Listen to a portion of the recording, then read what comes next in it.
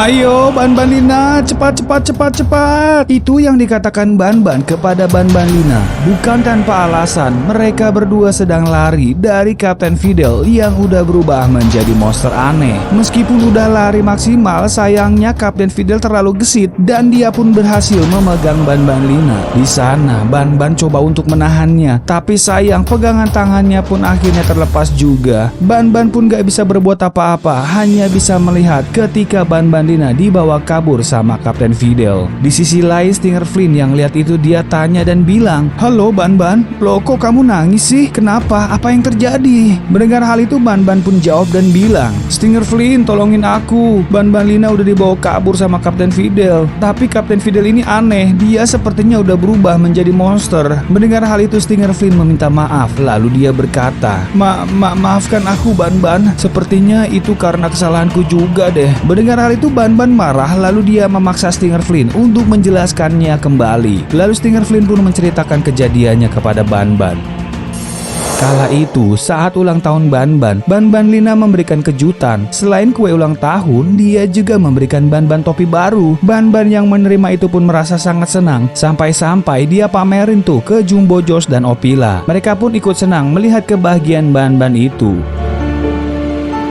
Tapi nggak begitu dengan Kapten Fidel nih. Dia iri sama Ban-Ban yang pakai topi keren kayak gitu. Dia coba pakai topi Ban-Ban, tapi sayangnya merosot terus. Lalu dia coba pakai topi koboi, tapi merosot juga. Lalu nggak menyerah, Kapten Fidel coba pakai helm nih. Dia pikir pasti bisa, soalnya ada pengunci di helm itu kan. Tapi sayang, helm itu juga ujung-ujungnya mental dari kepala Kapten Fidel. Karena hal itu membuat Kapten Fidel pun menjadi sangat sedih. Hingga tangisan Kapten Fidel terdengar oleh Stinger Flynn. Saat itu Stinger Flynn yang kepo dia tanya lalu bilang, "Kamu kenapa Kapten Fidel? Nangisnya kenceng banget sih." Mendengar hal itu Kapten Fidel pun menjelaskan kepada Stinger Flynn. Tapi sayangnya Stinger Flynn bukannya prihatin, tapi dia malah ngeledekin Kapten Fidel. Dan karena hal itu membuat Kapten Fidel pun marah. Dia pun akan menggebok Stinger Flynn. Tapi sesaat sebelum kena, Stinger Flynn pun meminta injury time. Stinger Flynn yang melas dia bilang, Tunggu, jangan dong, jangan. Kapten Fidel, my friend, my bro, dengarkan Aku bisa membantumu nih. Aku akan merubah bentuk kepalamu hingga kamu bisa memakai topi. Gimana? Kamu mau nggak? Kapten Fidel yang mendengar hal itu pun berhenti. Lalu dia tanya dan bilang, yang bener kamu Flynn. Awas kamu kalau bohong ya." Mendengar hal itu Stinger Flynn meyakinkan kembali kalau dia bisa membuat Kapten Fidel bisa menggunakan topi apapun yang Kapten Fidel mau. Mendengar hal itu Kapten Fidel yang merasa senang dia bilang, Asik.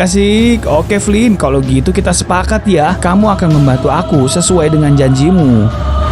Kemudian Stinger Flynn membawa Kapten Fidel ke ruangan eksperimennya. Di sana terdapat tabung eksperimen yang baru aja dia buat. Di sana Stinger Flynn menjelaskan kalau itu adalah tabung transducer. Alat itu bisa merubah bentuk siapapun menjadi apapun. Lalu Stinger Flynn pun menyuruh Kapten Fidel untuk segera masuk ke dalam tabung. Kapten Fidel yang begitu bersemangat tanpa pikir-pikir lagi, dia pun langsung masuk ke dalam tabung transducer itu.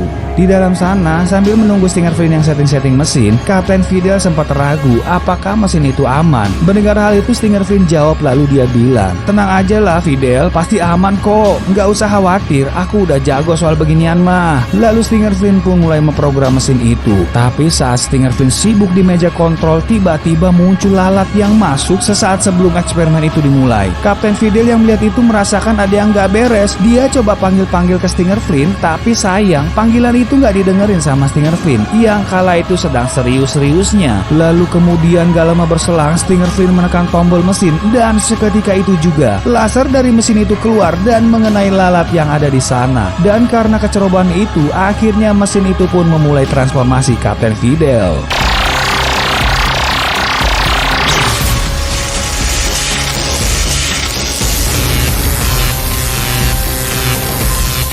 Dan akhirnya Kapten Fidel pun berubah menjadi mutan lalat. Bukan cuma bentuknya, alat itu juga merubah sifat Kapten Fidel. Dia pun langsung menghancurkan tabung transducer itu. Nggak lama setelahnya dia pun pergi dan meninggalkan Stinger Flynn. What the heck?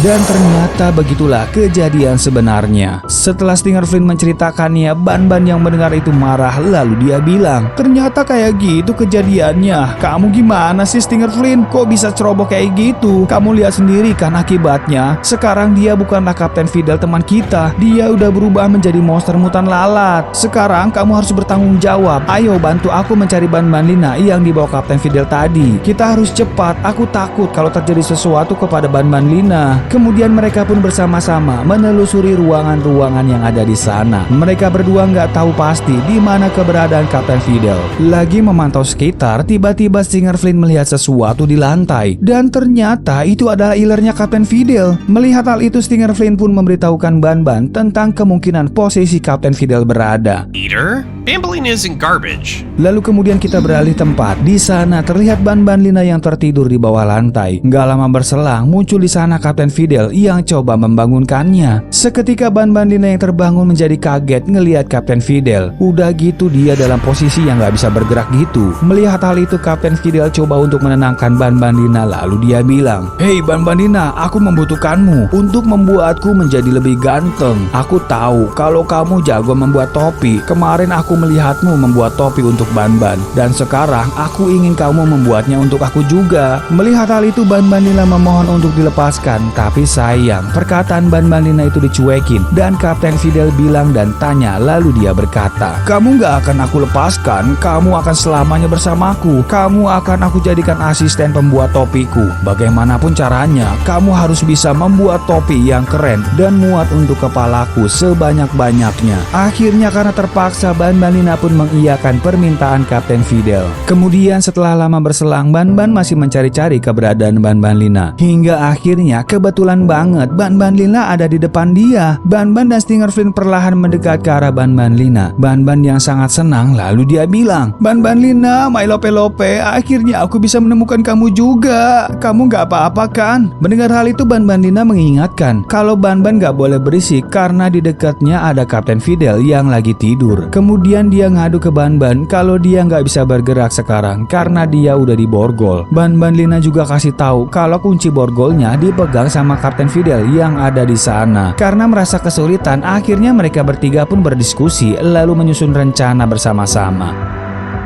Kemudian kita beralih ke keesokan harinya. Kala itu Ban-Ban Lina yang sedang sibuk mendesain topi, sementara di sana ada Kapten Fidel yang gak sabar. Dia bilang, "Cepat, jangan lambat. Ayo buatkan topi yang keren untukku sekarang juga." Akhirnya Ban-Ban Lina pun menyelesaikan topinya dan menunjukkannya kepada Kapten Fidel. Kapten Fidel pun merasa senang melihatnya dan gak sabar untuk memakainya. Lalu Ban-Ban Lina akan mendekat dan memakaikannya kepada Kapten Fidel.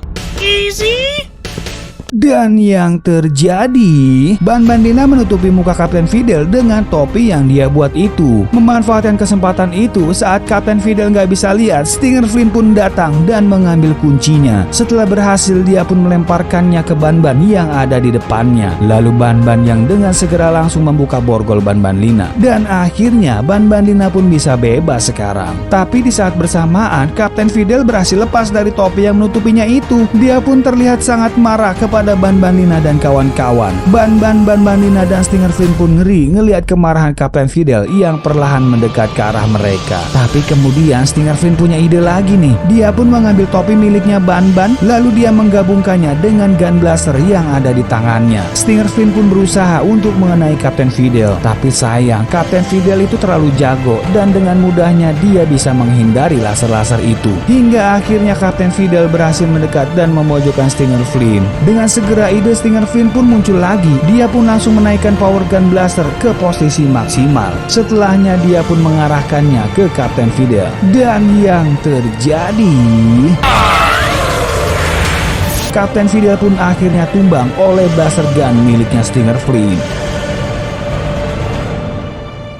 Beberapa hari kemudian, singkat cerita, Kapten Fidel berhasil dikembalikan ke bentuk semulanya. Saat ini dia sedang dalam penyembuhan. Saat sadar, Kapten Fidel langsung marah kepada Stinger Flynn. Lalu dia bilang, "Dasar gurita squishy, gara-gara eksperimen kamu ngebuat aku jadi babak belur nih. Awas kamu ya Stinger Flynn." Lalu kemudian Ban-Ban yang senang melihat Kapten Fidel sadar, dia coba kasih semangat. Dia bilang, "Dengarkan aku Kapten Fidel, kamu itu udah keren dan ganteng. Jadi menurut kami, kamu gak perlu tuh pakai topi-topian. Pokoknya kamu yang paling ganteng deh di Garden of Banban. Dan sejak saat itu Kapten Fidel melupakan rencananya untuk memakai topi dan akan tetap menjadi dirinya sendiri.